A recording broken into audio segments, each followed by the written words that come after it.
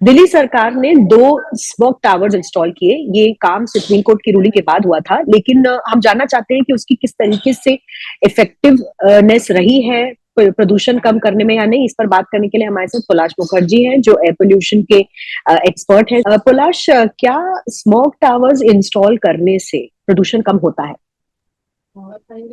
जी देखिए, इसमें विशेषज्ञों का तो यही मानना है कि स्मोक टावर्स कुछ खासकर इम्पैक्ट नहीं करते हैं जब आप बाहरी एयर पोल्यूशन की बात करें, एम्बियंट एयर पोल्यूशन की जब बात करें, क्योंकि इनका जो इम्पैक्ट है मेनली एक लिमिटेड एरिया में होता है, उसके पास वाले एरिया में जो 100 200 300 मीटर तक का होता है। और इस ये भी ये निर्भर करते हैं फेवरेबल वेदर कंडीशंस पे। अगर विंड स्पीड्स हाई हैं तो वो डिस्पर्स पोल्यूशन डिस्पर्स हो जाता है, मगर हम जानते हैं कि साल का जो इस ये समय है जो अर्ली नवंबर दिसंबर से लेके जनवरी फरवरी तक, इस टाइम पे वेदर पैटर्न्स भी काफी ज्यादा अनफेवरेबल होते हैं, जो पोल्यूशन को एक्यूमुलेट करते हैं, और हम देख हमारा और इसका नतीजा हमारे सामने है। तो मेरा ख्याल है कि स्मोक टावर्स पे हम जितना एफर्ट और रिसोर्सेज डाल रहे हैं, वो अगर हम सोर्स पे पोल्यूशन रोकने पे डालें तो उसके इम्पैक्ट्स बेटर होंगे, ज्यादा बेनिफिशियल होंगे और ज्यादा इम्पैक्टफुल होंगे। सुप्रीम कोर्ट की रूलिंग के बाद ये स्मोक टावर्स दिल्ली में लगाए गए, लेकिन अभी भी इस पर अध्ययन किया जा रहा है, इस पे स्टडीज हो रही है। तो क्या इसकी इनइफेक्टिवनेस की वजह से जो पैसे भी इस पर खर्चे गए हैं, तो क्या वो चीजें किसी और कार्य में अगर डाली जाती तो उनका ज्यादा फायदा होता? और चाइना से भी मैं ये सवाल इसलिए लेना चाहूंगी क्योंकि चाइना ने बहुत सारे स्मोक टावर्स अपने देश में लगाए। क्या वहां पर बीजिंग में वो प्रदूषण को कम कर पाए थे, और उनके जो एक्सपेरिमेंट्स थे उनसे हम क्या सीख सकते हैं? जी, सुप्रीम कोर्ट का जो ये ऑर्डर का जो अध्ययन हो रहा है, ये मेरे ख्याल से पायलट एक्सपेरिमेंटल बेसिस पे हो रहा है, और इस पायलट की रिपोर्ट एक्सपेक्टेड है। मेरे ख्याल से आईआईटी बॉम्बे ये प्रिपेयर कर रही है, मगर जी। इसमें फाइंडिंग्स यही एक्सपेक्टेड हैं कि ये लिमिटेड इफेक्टिविटी इम्पैक्ट दिखाएंगी। यही विशेषज्ञों का मानना है। जहां तक कि चाइना की बात है, चाइना में जो स्मोक टावर का इंस्टॉलेशन था, ये इसके साथ ही साथ काफी अन्य मेजर थे, जो इंडस्ट्रियल पोल्यूशन को देख रहे थे, जो व्हीकुलर एमिशंस को देख रहे थे, जो सॉलिड वेस्ट मैनेजमेंट को देख रहे थे, जो एक ही समय पे लागू किए गए थे ऑन अ वॉर फुटिंग। तो ये ये जो गवर्नेंस का कंसेप्ट है, ये देखना बहुत जरूरी है मेरे ख्याल से, कि हम कितना प्रायोरिटी दे रहे हैं एयर पोल्यूशन को।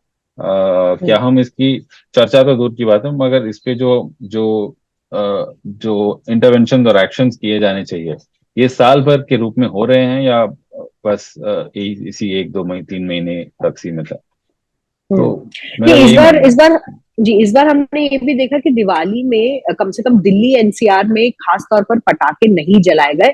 पहले सालों की तुलना में बहुत कम जले। फिर भी प्रदूषण स्तर अब 400 से 500 से एक्यूआई से ज्यादा पहुंच गया है। पिछले कुछ दिनों में पराली भी कम जल रही थी, अब ज्यादा पराली भी जलने लगी है। लेकिन जब पटाखे कम जले, पराली पहले कुछ सालों से बहुत कम जल रही है, मतलब आधा हो चुका है पराली का जो कंट्रीब्यूशन है, जो हम सफर पे भी देखते हैं जहाँ डेटा दिया जाता है।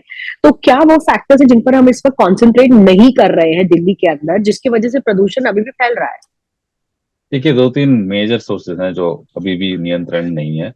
पहली बात तो यह है कि इंडस्ट्रियल एमिशन की अगर हम बात करें, पार्टिकुलेट, खासकर पार्टिकुलेट मैटर, तो ये दिल्ली के सीमाओं के अंदर इस पे नियंत्रण के एफर्ट्स किए गए हैं, मगर दिल्ली के जो बाहरी क्षेत्र हैं जो एनसीआर में है, अब भिवाड़ी की बात कर ले, चाहे गाजियाबाद की बात कर ले, चाहे आप सोनीपत की या पानीपत की बात कर ले, इन सारे एरियाज में काफी सारे इंडस्ट्रीज हैं जो ऑपरेट कर रहे हैं ऑन रिलेटिवली डर्टी और फ्यूल्स।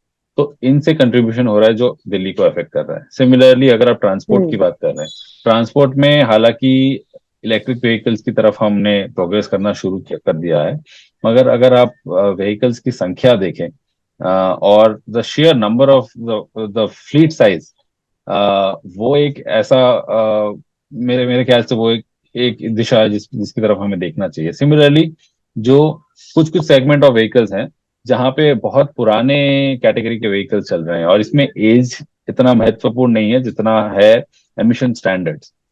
आपको शायद पता होगा कि 2017 में BS6 स्टैंडर्ड्स लाए गए।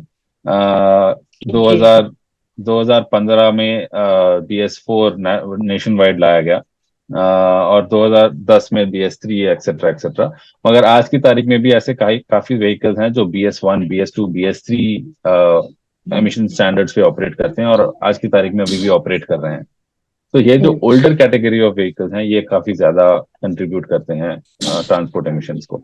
तो इसको there must be some scheme जो इनको रोड पे से बाहर निकाले। ऐसे कई सारे अलग अलग सोर्सेज हैं जहाँ पे इन डेप्थ जाकर के इंटरवेंशन करना जरूरी है, और ना केवल दिल्ली के अंदर मगर ये एंटायर एरिया में। ये जो इंडो गैंगेटिक प्लेन है जो पंजाब से शुरू होता है और मेरे ख्याल से बिहार, वेस्ट बंगाल पे जाके खत्म होता है, ये एक entirely air pollution prone zone है जहाँ पे एयर पोल्यूशन का इम्पैक्ट हर साल रहता है।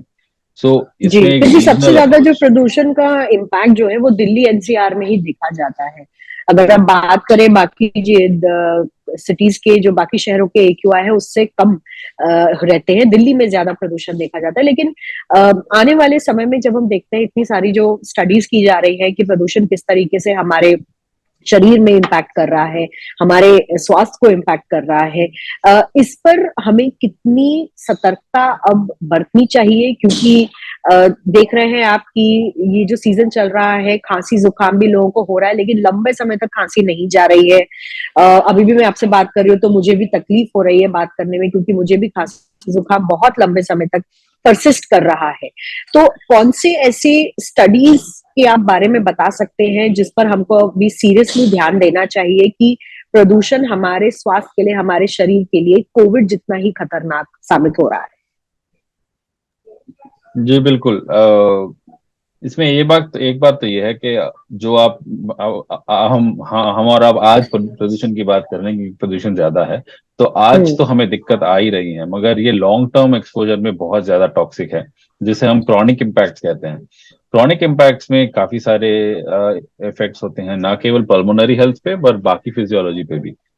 ये अफेक्ट कर सकते हैं आपका दिमाग, आपका सर्कुलेशन सिस्टम, ऑफ कोर्स आपका रेस्पिरेटरी हेल्थ। ऐसे कई सारे ऑर्गन्स ऑफ द बॉडी हैं जहाँ पे ये बिल्कुल इम्पैक्ट कर सकते हैं। और न केवल इतना, ये आपके डेवलपमेंटल और ग्रोथ स्टेजेस में बहुत ज्यादा अफेक्ट करते हैं। जैसे छोटे बच्चे हैं या फिर प्रेग्नेंट औरतें हैं, अनबॉर्न चिल्ड्रन हैं, इन पे एयर पोल्यूशन का प्रोलॉन्ग्ड इम्पैक्ट बहुत हानिकारक होता है। इसमें इससे बचने के उपाय दो तीन हैं। On a personal level, personal PPE का यूज जितना हो सके किया जाए, और एयर क्वालिटी फोरकास्ट पे फोकस किया जाए। इसके आसपास अहमदाबाद में हमने मेरी संस्थान ने एक कम्युनिकेशन प्रोग्राम शुरू किया था 2017 में, जो आज की तारीख में भी चल रहा है। बेसिकली फोरकास्ट के बेसिस पे कुछ कुछ जो वल्नरेबल कैटेगरीज हैं ऑफ इंडिविजुअल, जैसे मैंने बात करी, ये कैसे आउटडोर एक्सपोजर अवॉइड करें या फिर अपना बिहेवियर को मॉडिफाई करें जिससे एयर पोल्यूशन का मैक्सिमम ब्रंट से ये बच सके। ये इस पे देखने की जरूरत है। ये अडेप्टेशन टेक्निक्स हैं जो जिस पे गौर करने की जरूरत है। साथ ही साथ as an individual, as a family unit and as society, हमें दबाव डालने की जरूरत है ऑन आर रिप्रेजेंटेटिव्स, चाहे वो म्युनिसिपल कॉर्पोरेशन पे हो, चाहे वो स्टेट लेवल पे हो या नेशनल लेवल पे हो, कि वो एयर पोल्यूशन को एक सीरियस मुद्दे के रूप से देखें, और इसके जो हेल्थ कॉन्सिक्वेंसेस हैं इसको रिजॉल्व करने को अपने एक टॉप प्रायोरिटी पे रखें।